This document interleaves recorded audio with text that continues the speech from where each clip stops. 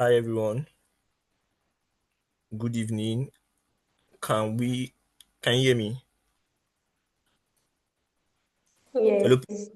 Okay. Okay, nice. Thank you, Gladys. Just a few moments. I feel we should start anytime soon. I'm trying to wait for the speakers for them to start. But today today we are majoring on graduate study in Canada, and we have two speakers. I would introduce them once they are here, so we can start, please. Thank you for your patience and thank you for being on time.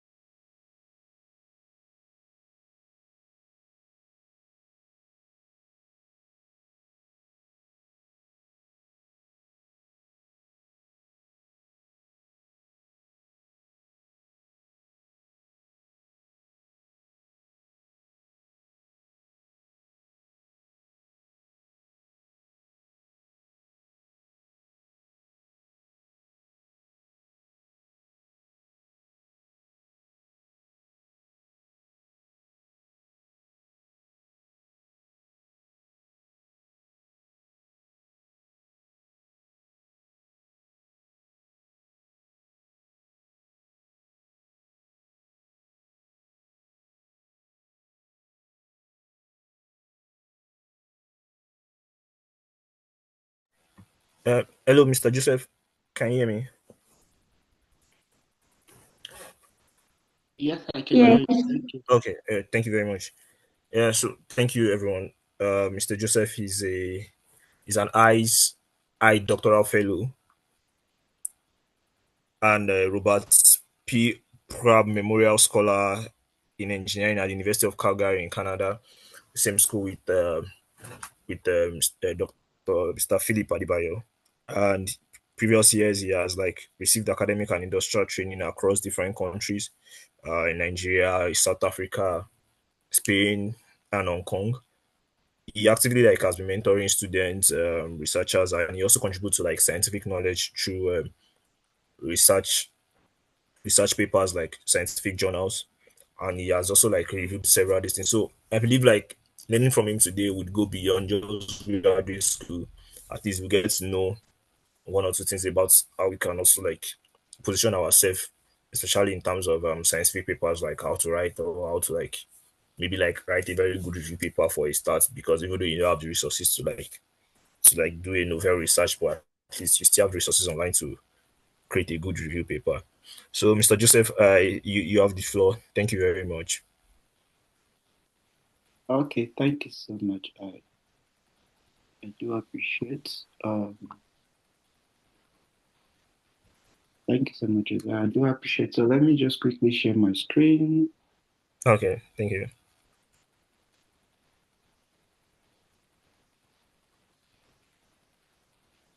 Um, okay, I've requested to share my screen. Can you kindly answer? You requested to share your screen.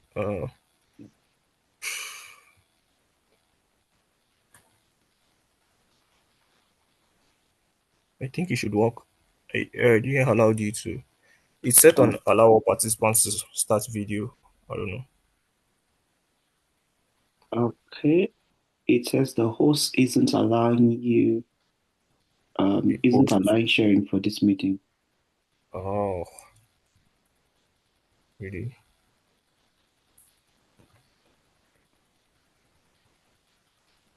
Okay, my bad. A moment, please.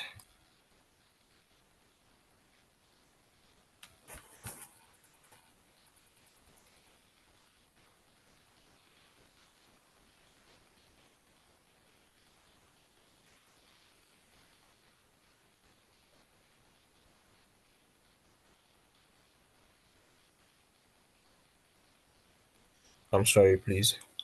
I'm trying to figure it out in a jiffy. Allow participants.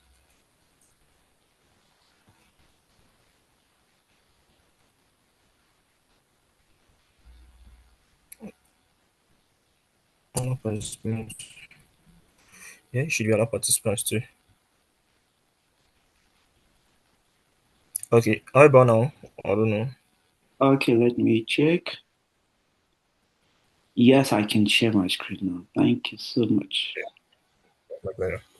Okay, so I'll go ahead and share my full screen just in case we need to go on Google. Please, can you let me know how many minutes do I have?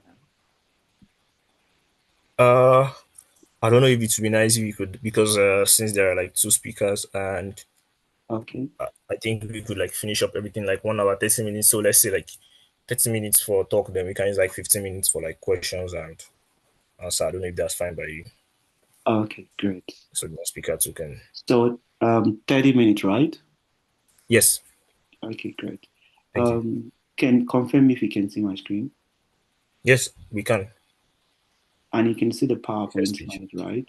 The first page is navigating graduate school admissions in Canada. Okay, great. Okay, yeah. So first of all, I want to appreciate the Rising Star Initiative for the opportunity to share a bit of my experience and see how it can be helpful to someone. Yeah. So my name is Joseph Akman, and I'm currently a newbie graduate student at the University of Calgary. This is the first year of my PhD. I'm just some months into the program. Um, so yeah, so that's where I am at the moment, and it's been a journey before I could get to this point, which is part of the things I would like to share with you and see how it could help in your application. So in terms of the my presentation outline, so I'll talk about why do you really need to choose Canada and why at this particular moment, then the different grant programs we have in Canada. And I try to compare the funding structure in Canada and how it is with other countries.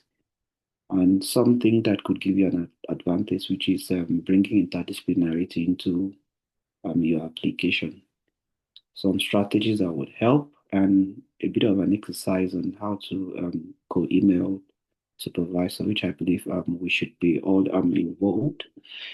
Then the other general funding and scholarship that we have in Canada, then how to be prepared mentally in case of, things that could be a little bit different from what you were expecting, and then some tips and we close.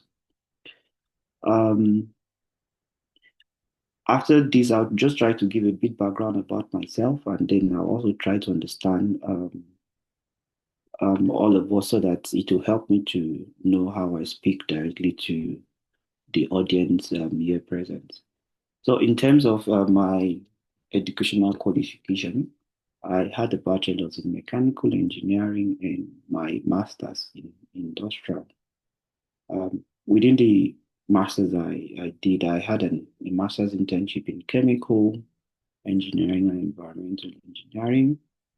After my master's, before my PhD, in Calgary, I had a research internship with electrical and electronics engineering. Interestingly, I was admitted into civil engineering in Calgary, but was transferred into sustainable systems engineering. So that's probably about seven or six different engineering fields. Um, but um, why, from this field to this field, from this field to this field, it's the fact first that um, after my bachelor's, I was trying to figure out what to do. Should I move ahead with a master's in mechanical, or what do I have to do based on the 4 or 5 years industrial experience that I had? I was properly guided to look beyond um, where I was to see how I could explore other options that were available. So that's how I jumped onto industrial, and because already the mindset already had was quite open, so I was able to play around the different opportunities that came. And all of this has guided my research, which is basically about, trying to see how you could bring equity and inclusion to engineering solutions that we have. So the question I want to ask you is what really guides you as the what you want to do, the graduate studies you want to do, and if you are looking at all of that, what kind of global challenge do you think you could actually solve through research? So it's a question that I want you to have in mind while we're going through this presentation. One thing I also want you to take note at the outcome of this presentation. I might be a little bit different from the regular presentations that it's about graduate schools and all of that, but I want you to leave with, this question in your mind about your person. Why do you really think you need a graduate degree? Why do you really think you need to come to Canada? Why do you really think you need to do that particular degree you have to do? A question of your person, your preferences, and how do you think it could contribute to the global space or your community with your degree. So, and when you're able to answer many of these questions, it helps you to package your application in a way that makes you unique and different from, every other person possibly that are applying. That's what helps you to, stand competitive in your application. So why Canada? So what draws you to, to Canada? Why not US? Why not Switzerland? Why not Hong Kong? I mean, why do you really want to come to Canada? Is it for research? Is it for career? Or are you sort of community oriented to build a family? Or is it something else? But on a general note, it's the fact that Canada has globally ranked universities within the research space, and um, their higher institutions or their higher education is more oriented around something inclusive and multicultural environment. There's other opportunity where after your graduation you could get a work permit, and which could lead to permanent residency. And there are many pathways to permanent residency in Canada. When you also compare it to other countries, it has sort of a more balanced cost and opportunities, a bit of stability. Even though in the recent time there've been a lot of policy changes and all of that, but you could still see some level of consideration and stability in Canada. And they also consider their research being oriented into something that would solve problems for the community, has impact that can be felt, can be seen real time, even though some may be long term, but that you're able to do something that clearly the result outcome can be measured. So I want you to ask yourself, in however you're putting up your application, your SOP, your personal statement, and all of that, does it capture all of this? Does this really tell about why you really want to um, study in Canada? And if not, it's an opportunity for you to redirect your um, your your thoughts and how you are going about your application as relating to Canada.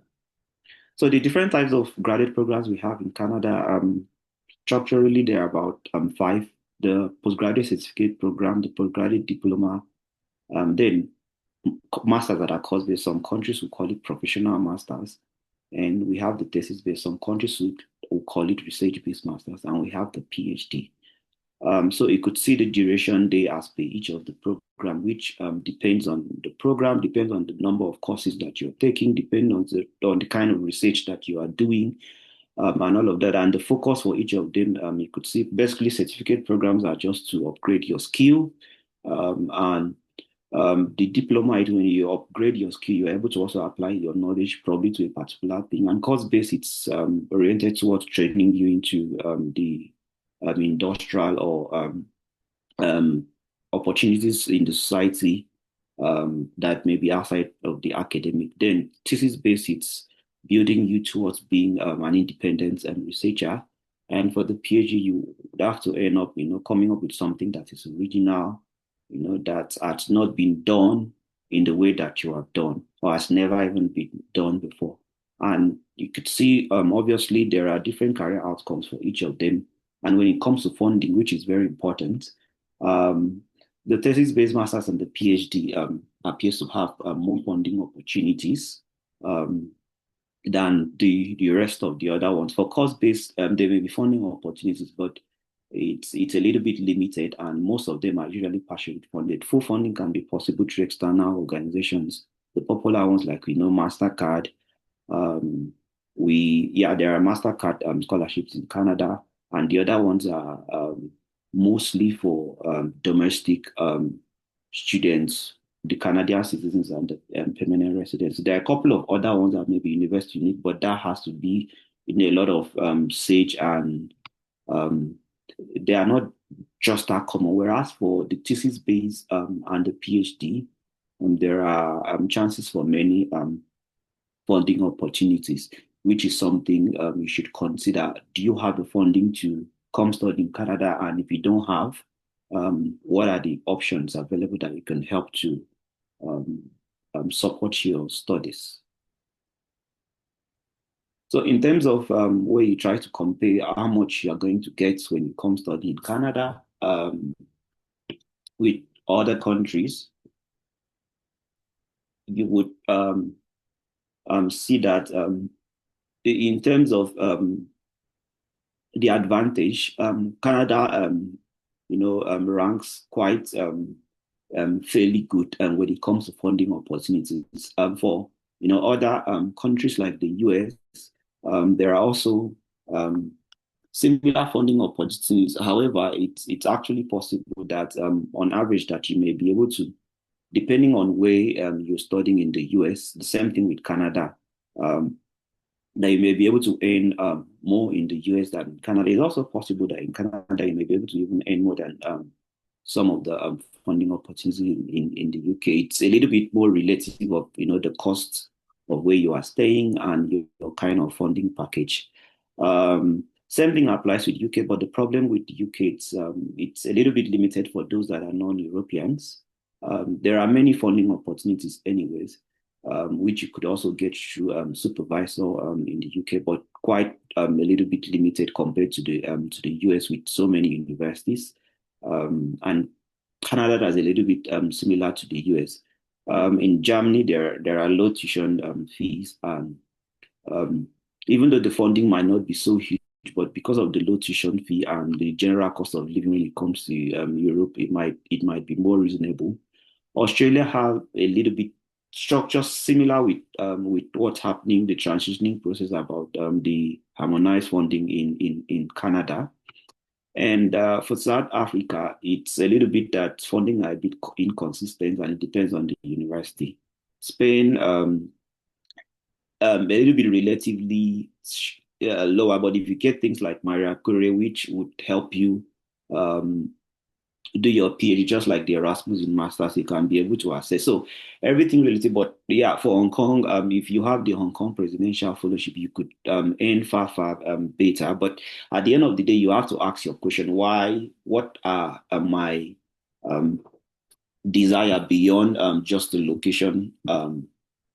What's my post graduation, thought? So that would help you to be able to um, make a better decision. But um, ideally, for me, when I look at yeah, my mind was quite very open to anywhere I could do my PhD. But when I could see my story and everything, Canada was the best fit, and that's where the opportunity came quicker than the rest. So you have to make your decision based on what you are looking at post graduation.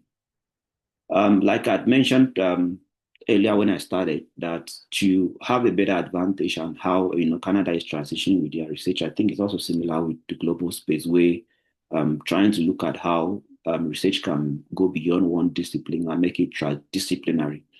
So when you're writing your SOP, when you are looking at considering who to contact and all of that, it's important to streamline your SOP and all of that to something within Canada that you are going to solve problems that are community, driven. Popular,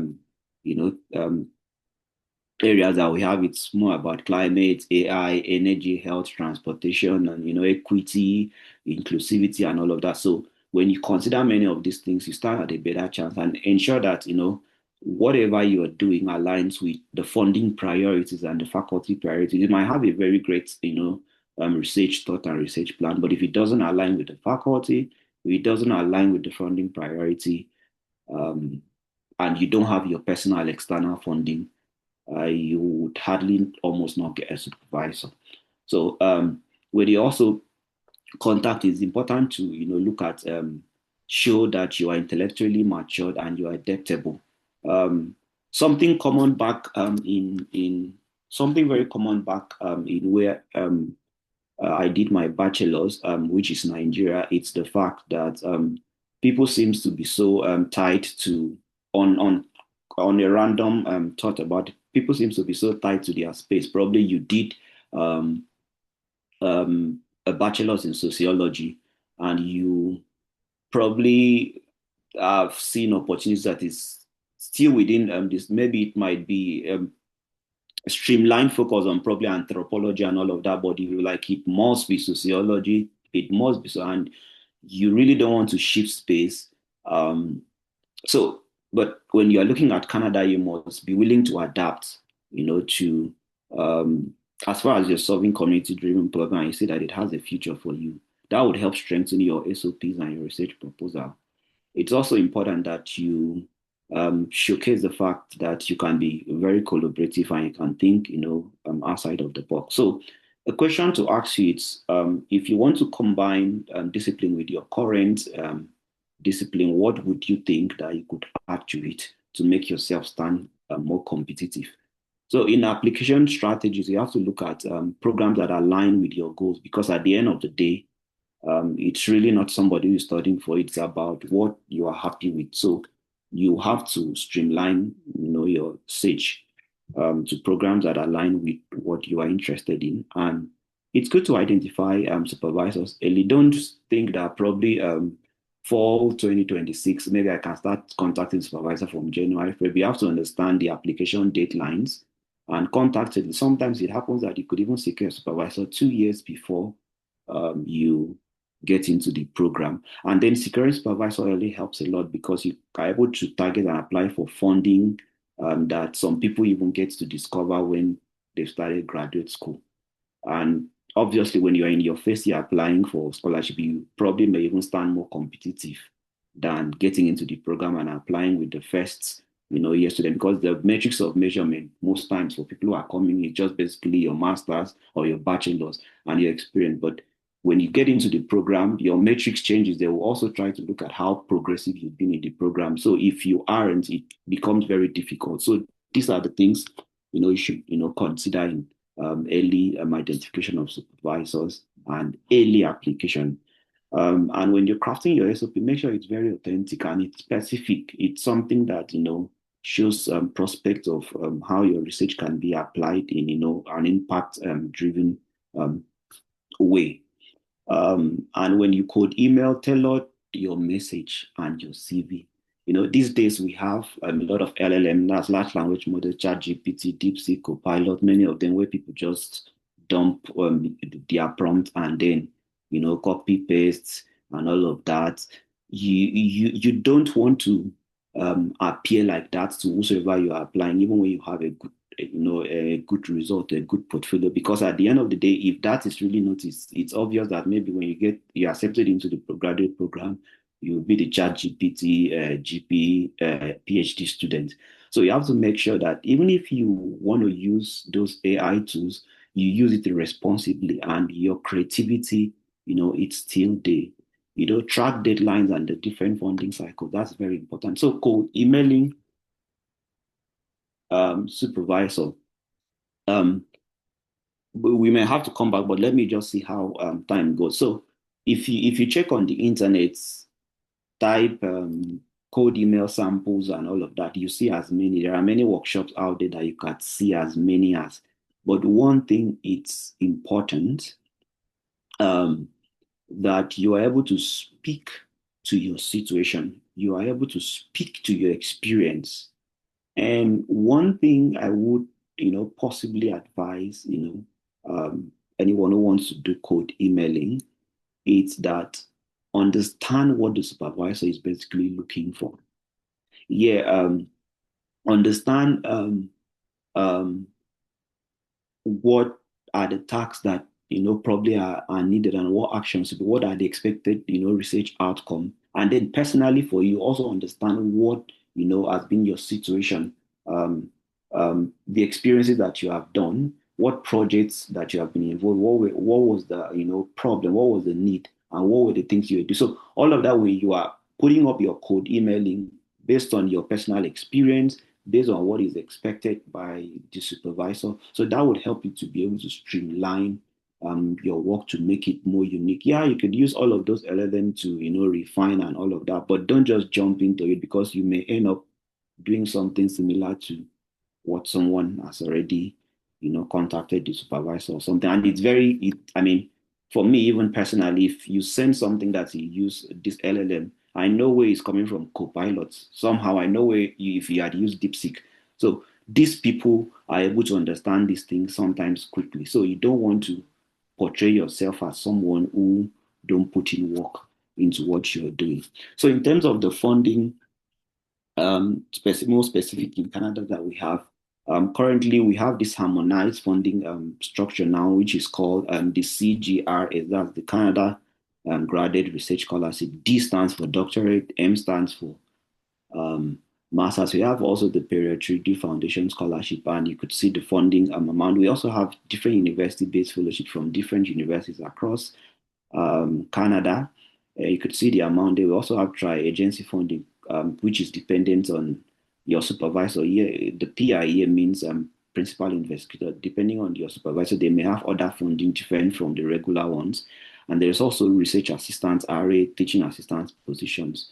There are also entrance awards and bursary that one can get. So there are many of these. So you have to look at which are the ones you are eligible for, and you are able to look at how you build your application towards getting any of them. So we'll just do a quick random of what has actually helped. I've shared it with a couple of persons, and it had also helped them to secure supervisor, even at the postdoc level in Canada. So I'll just quickly share. So there are basically Canada, there are three funding agencies. That's the CIHR, which is basically for health-oriented research. There is NSEC, which is engineering, and there is the SSHRC, which is for social science and humanities.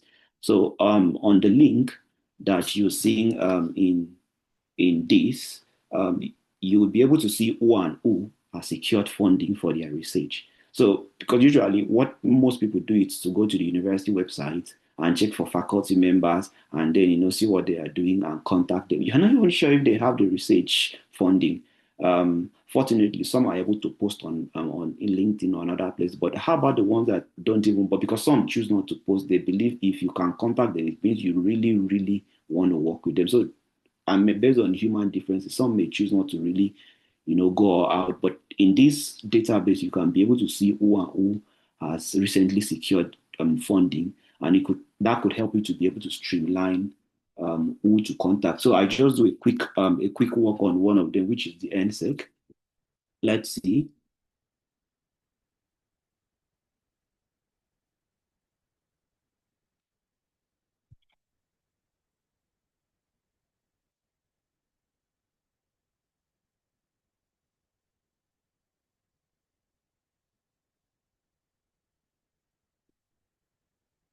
Please confirm that you can see my screen.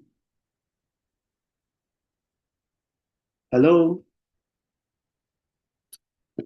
hello. Yeah, we can see your screen. I can see your screen for me. Okay, great. You're on the You could see the browser, right? NSERC Award Database website.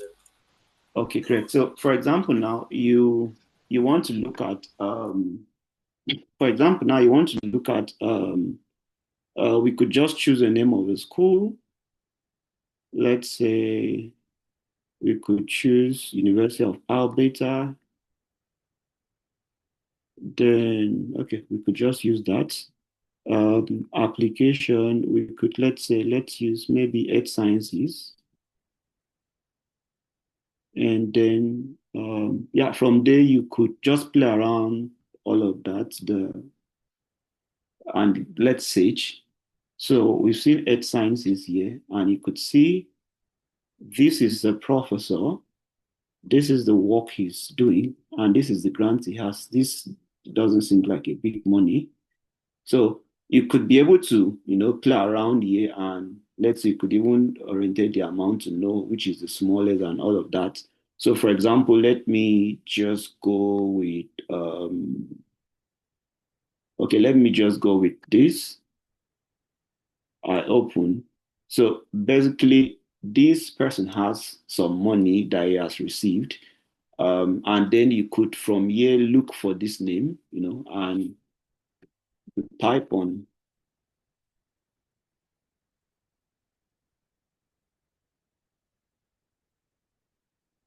So you see, and from there you could play around, look for his research interest, and other you can, easily contact the person. Chances are high that he probably would have the money. And then another thing you could do is, um, it's possible that, for example, this is for 2024, 2025.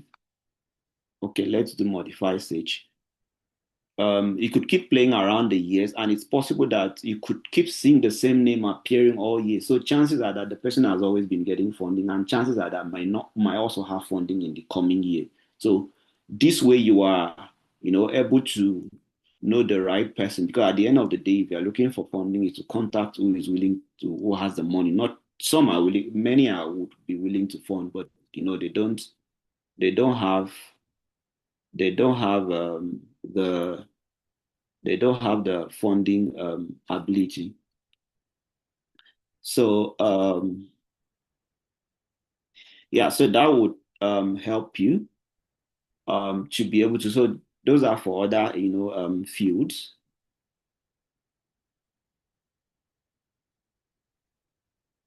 Okay, and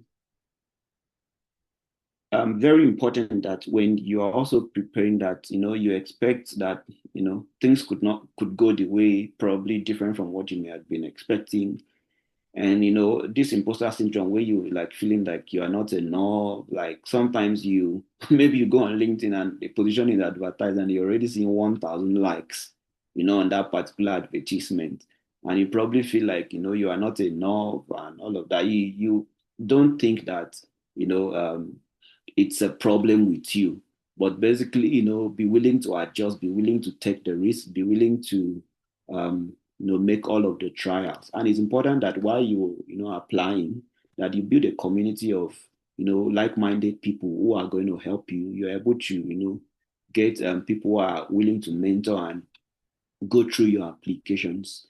And of course, you really take good care of yourself, because it's important. I mean, when you get a regret email, it has a way of pushing you down and all of that. But you need to be willing to to adjust, to see failure as an opportunity to that you can only get better, and um, be able to define your why Canada, why this particular school, why this particular professor, and all of that, and revisit often.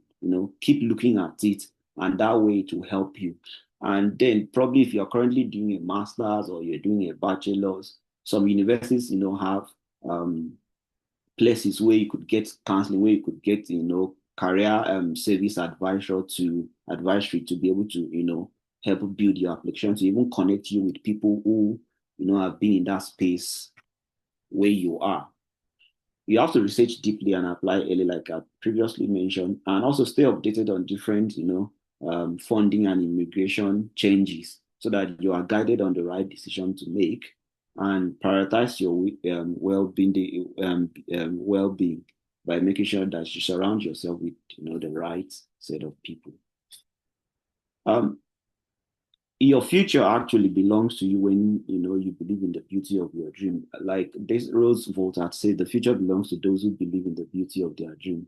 And the question I want to ask as I end is, what that one dream that if you're able to get an opportunity to study in Canada, whether for masters or for PhD or for a postgraduate diploma or certificate program, what would this thing help you to achieve? When you're able to answer this question, that would, help build how you're able to streamline your application to stand more competitive to be selected. And thank you for listening. If there are questions, you have thoughts, we could relate and together. Thank you so much. Thank you very much, Mr. Joseph. Thank you for the session. For me, I learned something new in my so far in my experience. I've never knew anything about these NERC awards. Like it's also another way to secure professors, like to know who has funding. Like I mean, to save you the stress of going through the profile of all professors on all website, like each school website every now and then. It can be very very tedious doing that. Thank you very much for that. Thank you. Too. Thanks so much. Yeah, so I don't know. Does anyone ask question on what you have said so far, or maybe there are some things like you didn't say that you would like to talk about? Do you have questions in the chat box? No question in the chat box. Miss Gladys, do you have any question?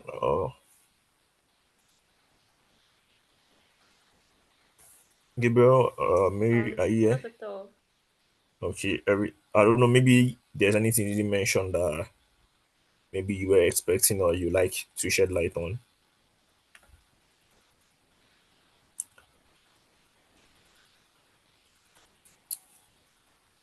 Well, for me, I think I'll just like to say like I have a question personally. Like you have like vast experience, like you schooled in different countries and all of that. Like yeah, I know you get. I understand the part of where you mentioned about like considering one's personal immigration plans in the long run or knowing where and where to choose. But what do you see like could be like a distinct way? Like what could be like a special difference between getting opportunities in each of these countries you ever like studied?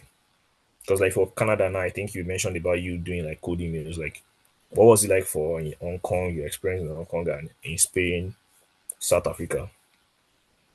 Oh, okay, yeah, thank you so much for the question. So I was quite very confused when I was looking for a PhD because I didn't know if I should, stay in South Africa, if I should do it in Hong Kong, yeah, or if the opportunity that I was exploring back in Spain or the position I got in Slovenia. I was just so confused and not really confused about the country. What it was really about my which PhD should I do? Should I go back to mechanical? Should I go back to industrial? And all of that. Um, so how did I end up with the opportunity that I have at the moment? It's the fact that I saw it on LinkedIn. It was a LinkedIn advertised position, and I jumped on it. I applied for it and I forgot about it because, in fact, to be very honest with you, that was my very last application. I had made up my mind that if it doesn't work, I I would move on and take um what I was also should I go back to the industry? I was just a little bit confused, but then the summary of it is that that particular one worked. About my experience, why Canada? What really interested me about that position is the fact that the degree was going to be in sustainable systems engineering, which actually speaks about my many diverse background. That was the main thing behind. About the funding that I got, the fellowship and all of that, it was not there when I applied. I was admitted. I was just admitted like a normal with normal regular supervisor funding. So the fellowship only came, weeks after my admission.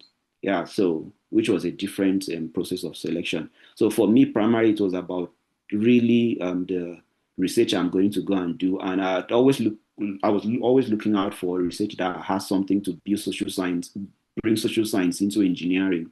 Yeah, so I'm very happy about the research. I'm very happy about the discipline I will end up, the degree I will end up with. Yeah. Um, Other countries never had that particular sustainable systems engineering. University of I think Fred, I've forgotten in Germany they do it. US I think only about two three universities, and in Canada it's the only program in Alberta and it's the only program in Canada. So it was really easy about even going about writing your letter of explanation for visa. It just was so easy to explain things, all around the place. And yeah, so for me, it's more like it was a program, uniquely just developed for, my many sort of background and all of that. So it wasn't a resistance for me to pick up, and I didn't have to start thinking about, many other options when it came. Yeah. Thank you. Hey, thank you very much for the clarity. I think Mary Adeoba has a question, and before we move on to the next speaker, All right, thank Mary, you very much. thank you. Yeah. Thank you very much, Joseph, and good evening, everyone. So I just heard about the program today, and I had to register immediately. Thank you for the opportunity. I have quite some questions, but I'll just try to like streamline it a bit. My first question is, when it comes to now, I'm looking into PhD application actually. So when it comes to applying for PhD programs, um how do we, like, do we have to like make payment for like application fees and all of those processes, or we just apply through the supervisor means that you talked about, and that is it? Okay, thank you. So for Canada specifically, in University of Calgary, you need to apply whether it's going to be a funded program. You've already secured a supervisor. If not secured a supervisor, you need to apply with an application fee. So there is no free application fee, and I think it's about 145 Canadian dollars or so. I also had a bit of experience back here. I was admitted in University of Manitoba. That was for my master's, but I didn't pick it up. I was also admitted to BCIT. I was admitted to Memorial. So all of those places, I did pay application um, fee for them. So I'm not sure about where you don't have to pay application fee, except the university has a waiver, and I don't know how that basically works. Yeah, for Canada specifically. Yeah. All right, thank you very much. And for this, all the things you taught us today, like, can we also, because I saw that this program has been going on for a while, I saw many countries that you've talked about. So I just want to ask a quick question, not to take you back, but just for you to just run me through very fast. Like, do we, does this process also like work for other countries like Australia, USA, and all of that? I don't know if thank you. I don't know if I'm the right person to answer the question. So like it's even my first time of being in this program because I was invited, and I know they've also been doing other series. Um, I think the whole idea is that whatever you probably would learn here can be easily adapted, applicable to other, countries, but you have to be a bit um, more like do a bit of research to understand, what are the unique differences with, other countries. I think you could also reach out to the organizer to see if maybe there are recorded versions of other um, sessions that have been done for other countries. All right, thank you. My last question for today, and the last question is about accommodation when we get to this, like to Canada, for example, like we're talking about Canada now.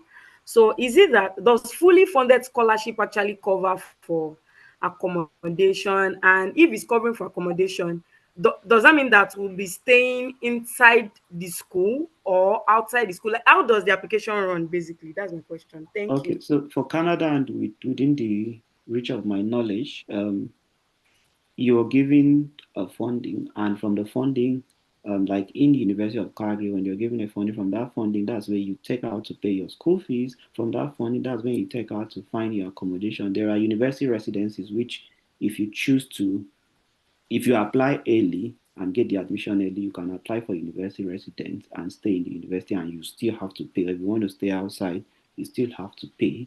But it's from the funding, that you get that you are able to make all of those payments. About your transitioning to arrival, there are many options. The university is really, really very supportive to giving you many options. And of course, if you form a network of friends, maybe back home, or people that you already know, they would always be willing to, guide you. And finally, just yeah, before we move next, I would also want to appreciate Philip Adebayo, who has been very instrumental to, yeah, very supportive to where I am, and at this phase of my career, I'm really very grateful for the gift of access to him, and yeah, thank you so much. Yeah. Thank you very much, Mr. Joseph. Once again, I'm very grateful. Miss Mary, the thing is, we have like recorded versions of the previous webinars. You can always reach out to us, either to Philip Adibayo or myself, and I think it's also uploaded on the YouTube of Rising Star Initiative also, so you can find the previous videos there. Then, like you said, yeah, true. For a lot of schools, you have to like send code emails. Australia, US, Canada. It's only even in Europe for a PhD, you have to send code emails. Just that only for European masters, you just apply directly and wait for the outcome. So thank you very much once again. I'm very grateful. So this time, I would have to call on this second speaker. I would call on this second speaker to come on board and also like share with us his experience and share with us like teach us what he has for us as regards exploring opportunities in Canada, and welcome Mr. Emmanuel Amechi, also in the same university, University of Calgary in Canada. He's a social entrepreneur with passion for youth empowerment, sustainability, and collaborative innovation. Yeah, he's actually a co-founder of Green Nurse and Streets to School, like from the streets to school. And he has different initiatives across the education access for youths, majorly in Nigeria. It's just like Tunde Onokoya in chess. For him, is about bringing people from the streets to school, and he mentors students, he innovates and teaches, speaks about SDG, sustainable developmental goals. I think SDG 3 is, I don't know, the 3 that is education. I'm not so sure. No, currently serves as SDSN 4. Okay, thank you. SDG 4 currently serves as SDSN Canada Program Specialist at the University of Calgary, where he leads the national SDG initiatives. So thank you very much, and I look forward to hear from you. And you have like 30 minutes to share with us what you have for us. Then we also love to ask some questions. Thank you very much. All right, thank you so much, Josiah, and hello everyone. Very, very pleased to connect with you all. So, uh, Josiah, you did a very good job with introducing me, and you also touched on a lot of the things I would have used to, start off the conversation. Yeah, but just like you said, my name is Emmanuel Amechi, and I work as the Sustainable Development Solution Network Program Specialist for Canada at the University of Calgary. And I also do want to commend Joseph for doing a very good job with, highlighting some of the very important information that nearly anyone who has your goodwill at heart would, disseminate to you to also, help you improve your application process. So this process is a very interesting phase of life.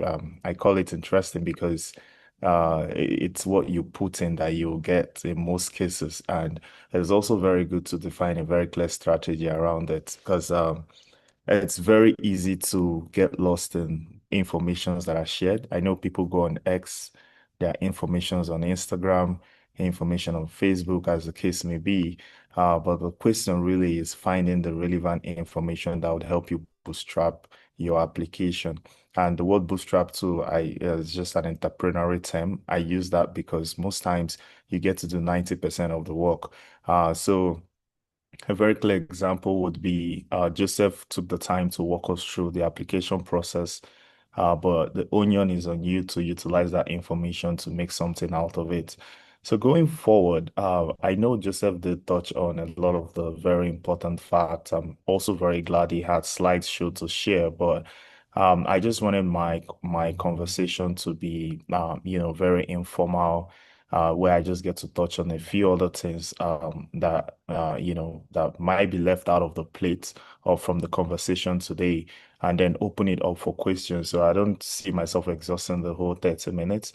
Yeah, but let's get to it. So for the graduate application process, I went through this process between 2019 and 2022.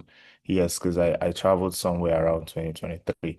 So I did say 2019 to 2022. You see, it was quite a bit of time, getting to find programs and also getting to align myself with where I really wanted to take this to. And one thing that really helped me was the self-assessment and goal setting. And this is really what I encourage everyone to do.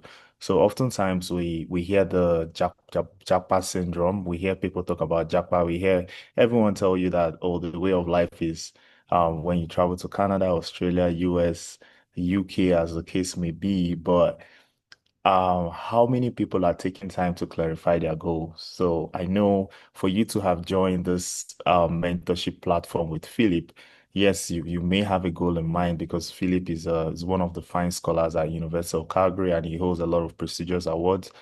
Kudos to him. But you really want to answer the question of why grad school? Like, why do you want to do grad school? Why not entrepreneurship? Why not do EB1 NIW and go to the US if if you have this exceptional ability, or why not just do like apply to the PR thing and then come straight as a PR, a permanent resident to Canada? Why grad school, right? So that question is very interesting, and it's a question that if everyone should take the time to respond to today, we would all have different responses for it. So you want to ask yourself why grad school? Because in answering that question, you'll be able to respond to the course you want to study and why. So yeah, there are courses here that are in demand. For me, when I did study at the University of Calgary, I took a Master's of Arts in Educational Research where I specialized in the learning sciences. But today, I'm leading programs across sustainability, and I didn't have to study sustainable system engineering, right? So, but because I understood the importance of sustainability, even back home when I was working in procurement, and I did a lot of interesting work there, it was really easy for me to transition from, educational research into leading initiatives in sustainability. So responding to that question really provided me with that clarity. And that clarity is what you want to do. And then the next one would be you have to decide whether or not you want to do a course-based research program or a research-based program. So if you're doing a research-based program, then you want to go through everything Joseph has told you about getting a supervisor, right? But if you really want to do a course-based program, let's say you have a sponsor. My sponsor was my uncle. He just decided to sponsor me. God bless him. So if you have someone like my uncle in your family or in your community that wants to take the chance at you and invest in you, or maybe your dad is a politician and he has money saved up somewhere for you to use, or you have parents who, take pride in quality education and really want to invest in your future. And then you ask yourself questions like, do you really want to do research? And if the answer is no, then you should go the course-based route, right? And then that route will save you the stress of, oh, supervisor, oh, this, oh, that. But really, research-based programs are intensifying, they are rigorous, they are nice. They teach you a lot of things. They teach you how to write, they teach you how to think, they teach you how to source for information. So if I was to recommend a program between a course-based program and a research-based program, I would definitely ask you to do a research-based program because it also opens up the doors for you to do a PhD if in the future you decide to do one. So these are things you need to, respond to. And then you also want to consider the career alignment. You saw when Joseph was talking about writing his expression of interest to IRCC. If there was no expression or a clear alignment in his purpose, it would really be difficult to connect the dots because those guys are really smart and they want to see that genuine interest in you. They want to see why, of all the programs you chose to come to University of Calgary, you chose to come to University of Alberta, or even University of Saskatchewan, as the case may be, and then you're reconciling all these efforts to show academic alignment. And that's what everyone wants to see. So that academic alignment could be, oh, you want to go into sustainability, or you want to go back to Nigeria and do entrepreneurship, or you want to move to the US and do something else, right? I mean, anywhere really, but make sure that there is a clear career alignment that you're always proud to speak to. And then the next thing will just be some of the other steps that you've already been walked through. You also want to start gathering your materials on time because, oftentimes people just rush materials because they don't take the time to, put some of these very important documents together. And that would be your statement of purpose, your academic transcripts, your recommendations, your resume, your writing samples, as the case may be. And for writing samples, if you're really looking to do a research program, you probably should start doing something around that now. You should start working with teams who are dedicated to writing and publishing. You also should start putting together one or two things, because you don't want to secure a supervisor or see an opening, and then this supervisor is telling you to kindly submit a writing sample or a research statement, and then you're rushing the whole thing, right? So you want to have something ready. It might not even be the final product, because you may need to twerk things around according to the research interest that you're able to identify or find, or maybe the opportunities that are available to you at the time of application. So these are things you really need to keep in mind. And then also, like, pay very close attention to the application as you fill it out. Oftentimes, when people fill out applications, they lack details. So by that I mean, they may fail to fill out a particular section of that application. So this is something that you don't want to hold you back. So you want to really make sure that you have all the information that is expected of you. So if the school is asking you to do a WES assessment, because I know universities like NYU, I did apply to NYU at the time. They asked me to send my WES assessment directly from WES to the institution, not even from my institution to their institution. So you want to make sure that you allow yourself some buffer of time to get that done. So you don't want to leave this to last minute. And for most of these applications, the deadline is December 1st. And then the second priority deadline will be December 15th. And then the next one will be January 1st, January 15th, in that order. So you really want to make sure that you're targeting these deadlines and you're applying. And if you're just maybe doing some preparatory work around this and your intention is to apply by fall of next year, that is absolutely fine. Take the time to put together a very strong application, and of course, submit that application accordingly. And then, yeah, wait for the decisions. Some institutions might ask you for interview. You want to also make sure you watch videos on YouTube. You're reaching out to people like Philip or even Joseph, and then telling them, hey, do you have 30 minutes or 15 minutes to walk me through some of this interview guidelines and what to expect? And just do some prepping with them, and then you're good to go. Yeah, but that would be some of the key nitty-gritties I wanted to go through. But there's one particular pathway that a lot of people don't talk about often that I really want to, like, bring to the limelight. And I would give you guys specific case examples of how it worked for me and my friends. And that way, that particular route would be um asking your friends in the program of interest to speak to professors on your behalf. So why do I say this? Sometimes we spend time writing cold emails. I wrote 150 cold emails during my application period, and this is no cap. I have them all on an Excel sheet. I can show you if you want to see. But I got I got barely 5% of response from that effort I put in, right? And most of this responses ranged from, I don't have funding, could you try again next year? Or to, I'm currently on sabbatical, or even an outright no. And yes, like Joseph said, this can be very devastating.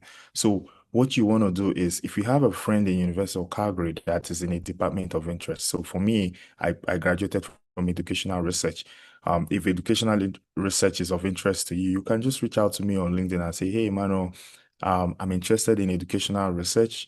And then I was looking through the website here at University of Calgary, and I did see that a specialization in learning sciences or curriculum aligns best with my interest. Could you please recommend me to a professor who might be interested in working with me?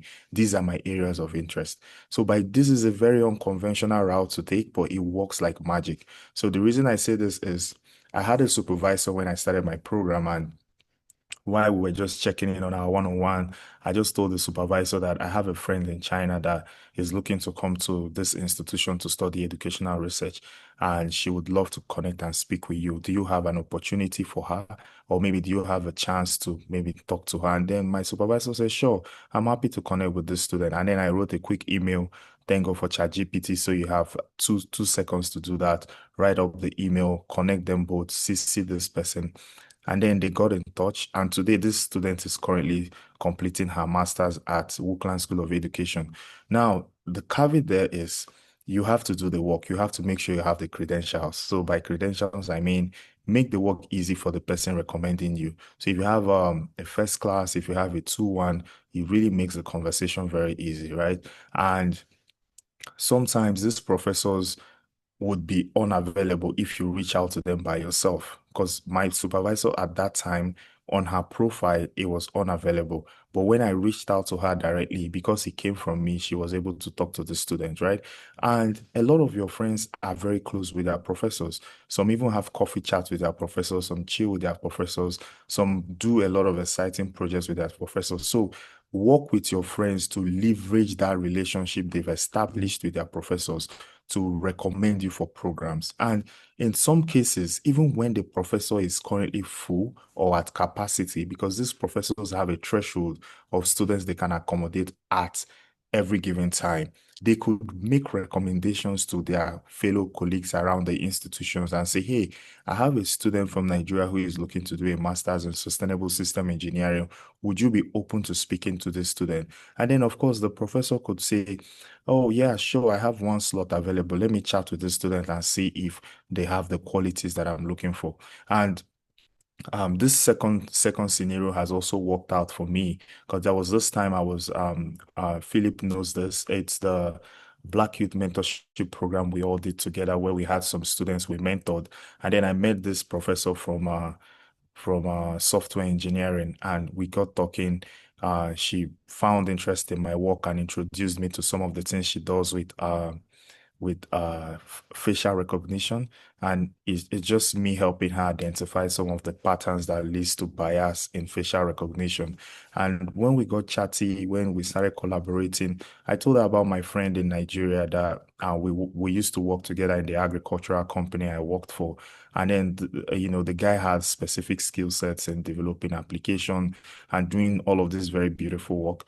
And the lady was like, oh, I don't have funding right now, but I know a professor who does.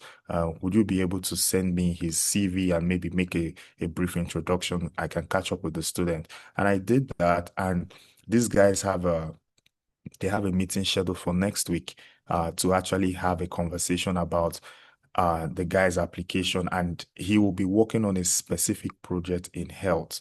So helping Canadian health system protect their data against infringement. So you see how the power of making those connections can really stand out. Because a lot of times we spend so much time, just sending code emails here and there and, putting in a lot of stuff that we don't even know about in terms of what to expect. But the most impactful way would be doing it well and doing it right. And that's why I'm bringing this to our knowledge. So think about this approach as well. And trust me, that could actually help you because it's an opportunity for that friend to vouch for your character. A lot of times, professors want to know about you. Tell me about your interpersonal relationships. They really want to know about you beyond your academic reputation. It's also an opportunity for them to help your application stand out of the pile. They'll receive tons and tons of applications from across the world. So what will really make you different is they vouch on your character. It's actually someone speaking in favor of your name. So and this insider knowledge of who you are would also help, make the process even seamless during the application phase. So, yeah, these were a few points I wanted to touch on, and I'm very happy to take any question you may have, but also very briefly. And I really want to encourage you guys to, continue putting in the work. You will see results very soon. And then, of course, all the best with your application. Thank you.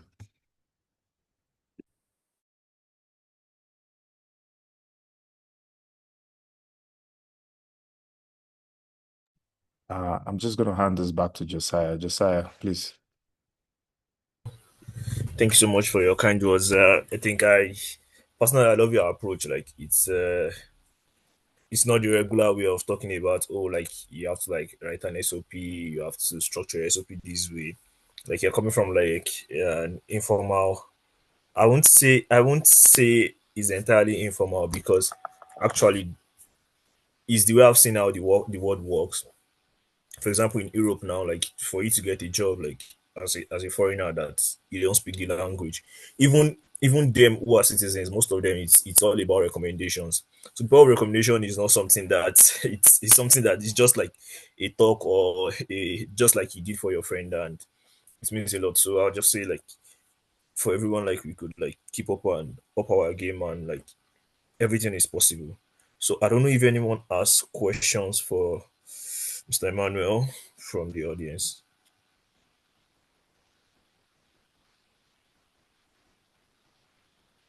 Well, nobody has question. Nobody loves Canada. Nobody wants to go to Canada. I don't know.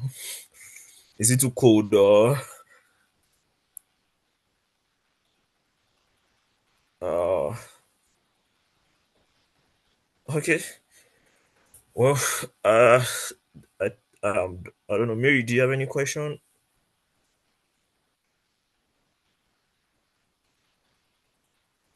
Hi Daniel. Okay, since we don't have question, I think you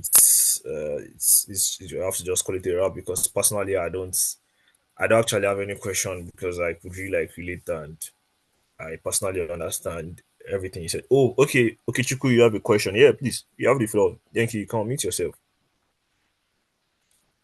All right, thank you so much. I really appreciate you guys. Wow, this very section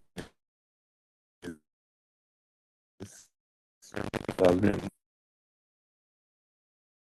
really awesome. The speakers have been giving a lot of amazing job explaining the whole.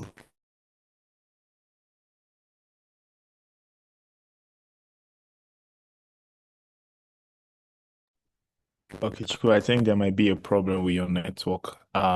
If you could just type your question in the chat, then I'm happy to read it out. Ideology behind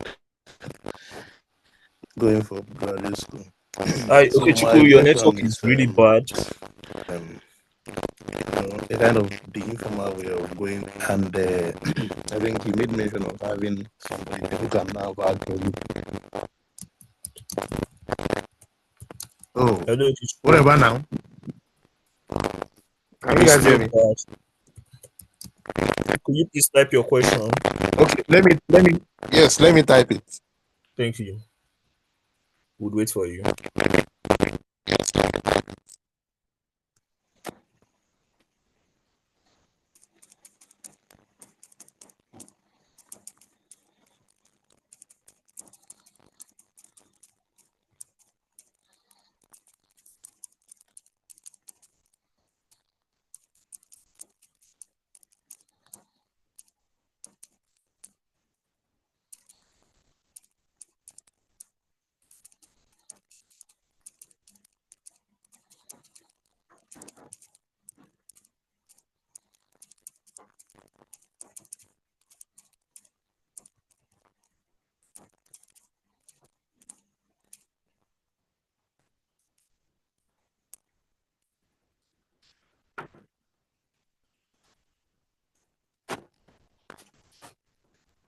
Yeah, I got your question. Thank you for the question. I mean, if you don't have someone in the given school, then it just won't work for that purpose, right? Um, I guess you could just connect with the professor yourself, and of course, use the cold email route. Joseph spoke to it a little bit. But if you could also connect with people on LinkedIn, so let's say you go on LinkedIn, you find someone who is in the institution, and then you just start up a conversation with the person. Um, you know, yeah, and then the person could do the recommendation for you. Doesn't necessarily have to be your friend, because I'm also putting myself in these people's shoes, right? If someone could should reach out to me on LinkedIn and he's like, "Hey, Manuel, thanks for all the work you do in education and sustainability. I'm also interested in sustainability, and I was wondering if you have 15 minutes to chat with me about XYZ. And if I have the time, I say yes to it. And then we connect and we chat. And then the guy is like, oh, I built this robot, I did this, I did that. But I was also wondering if you know any professor in system design or in XYZ, right? Could you kindly refer me if you do? Because I see you have an affiliation with this institution. I see you do this, I see you do that, right? So that could work, especially when the individual has a sense of understanding about your why, about your purpose, which is what I spoke to earlier as well. So that is where you get to implement some of those approaches. And, the results also could be an opportunity for you to connect with the professor. Yeah, so that will be my response around your question, but that's a very good question. And yeah, thank you, Joseph, for all your great works, and I hope to see you around campus. Thanks, Emmanuel. Yeah. Thank you so much, Mr. Emmanuel. Thank you so much, Mr. Joseph, once again. I'm very grateful. Thank you so much. Yeah, so okay, Mr. Joseph, he sent his email and you could also connect with him on LinkedIn, Joseph Akpan. I think I looked that up already. And his email is here, josephsamuelakpan@gmail.com. But I think like reaching out on LinkedIn might be faster. So thank you very much. I hope you have a nice evening. And for those in Canada, I hope you have a nice day. Thank you. Yeah, bye everyone. All right, guys, take care. Thank you. Bye. Thank you. Yeah.